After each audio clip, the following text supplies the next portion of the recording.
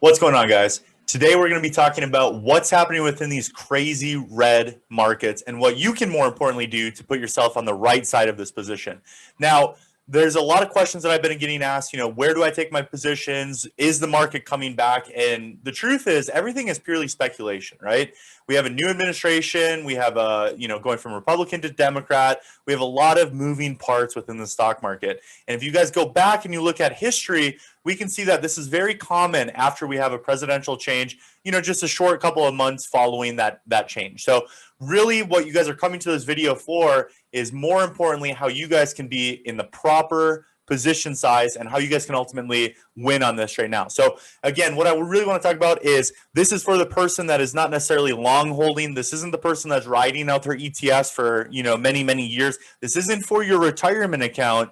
This is for somebody that may be day trading, swing trading, looking at option plays, things of that nature, things that are going to be relative to taking a position now and getting out of a position very, very soon. So if you're an ETF person or if you're, holding long term, this is not applicable to you. But who this is applicable for is those who have liquid cash right now that are sitting on it going, where do I invest my funds? And more importantly, when. Now, again, what I'm going to do is I'm going to talk about a couple of things that may be indicative of a reversal. So the first and the foremost one is, if you're watching this on the day of production, you're seeing this on Friday.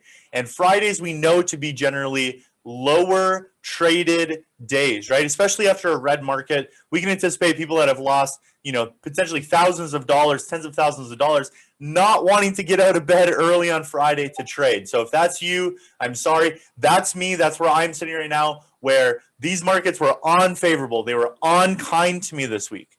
But again, the reason why it's about being patient is because when the markets do eventually, really turn around, then we're primed in position to follow that trend line up. So the first thing, again, is you need to make sure that you have liquid cash available for when the reversal happens. Because again, if you're sitting there and you have a ton of positions, you're praying to God that things don't continue to downtrend. But if you're like myself and many other experienced traders, then what you're looking at is the fact that you have, potentially sitting on liquid cash ready to go when a new floor does establish. So if that's you, again, you're in good company and that's where you should be. If you're not in that position, then maybe consider moving some things around. Maybe look at, selling some positions or looking at some inverse trend lines and SQQQ or something along those lines where you can actually make money as the markets are going down. You don't necessarily need to sell all your positions and move everything, but look to make, intelligent decisions to go about and move funds around so you can, basically take part in what's happening right now. Now, the second thing is, when is the reversal actually coming? That question is really important to answer, but again, is purely speculation at this point. Because, for example, if we're sitting here and in 10 months, we still see a lot of the things happening that, basically cause this. So different deals getting closed, different deals getting opened with foreign countries, international things happening, COVID happening, stimulus packages getting, blotted out. If these things continue to happen, then these markets will continue to be abysmal. But just like, if you're day trading or just like if you're trying to take an entry, you want to be on the know when the reversal actually happens. So what I'm looking for and what I implore you to look for as well is every single day I wake up and I am checking a handful of indicators. The first one I wake up and I look at is, in fact, the SQQQ. Because if you're looking at an inverse of the SPY, then you're going to know, it's just as well to look at the SPY, but the inverse of the SPY, you can tell based on the volume how many people believe in the markets to be going, up and how many believe to be going down. The SQQQ is so important because if you look at it on a weekly chart, it looks like this terrible stock. Well, it's because it's the inverse of how our economics have been performing. So the inverse of how our economics have been performing are a clear indicator of current economic practices, and more importantly, the current belief in the economic practices from other investors. So I want you guys to, look at the SQQQ. I want you guys to look at the SPY, SPY, the S&P 500 and things of that nature, even the NASDAQ. The second thing that I really want you guys to be cognitive of, and if you guys have never looked at it before, make sure you do. It's called FinViz. FinViz.com is going to be huge in telling you how the markets are performing. So what I'm going to do here is I'm going to share my screen. I'm going to show you guys this.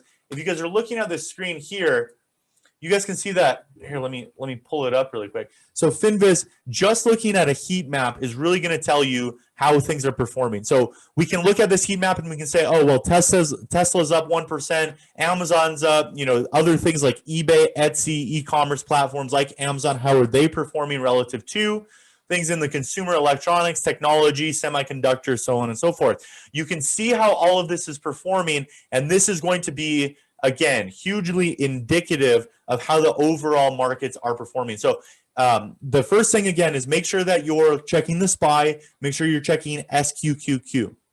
The second thing is open up FinViz and go ahead and look to see what people's beliefs of the markets are. Because if, again, people are heavy into consumer or rather communication services, you may know that if you're taking or looking at taking out a position within an ETF or something that operates within that space, you know it now to be in good company. You know that there's a trend happening. You know that there's potential there. You know a lot of things just by looking at the other industries. So guys, listen, again, what I really want to harp on is this is pure speculation. I'm not, Nostradamus. I can't see into the future, but what I can tell you is this is how I'm looking at being primed and positioned on as the stock market continues to go down. Where am I looking? What am I looking at doing? And again, there's a lot of different plays following this. There's a lot of different things that you can, in fact, do once the stock market starts to come back up. So take your methodology, run it through some practice, maybe paper trade, understand that here and now we're preparing for a big reversal. When that reversal happens, nobody knows, but keep in touch with the Facebook, the different Facebook groups, the YouTube channel that we have. Make sure you subscribe to the YouTube channel so you guys can get my daily videos and the different things that we're looking at producing as Welcome to Wealthy. But again, guys, that's just a quick 10-minute video looking at what comes next in the markets and how you can capitalize. So guys, my name is Tyler Joseph Chartier. Until next time, I'll see you guys on the next video.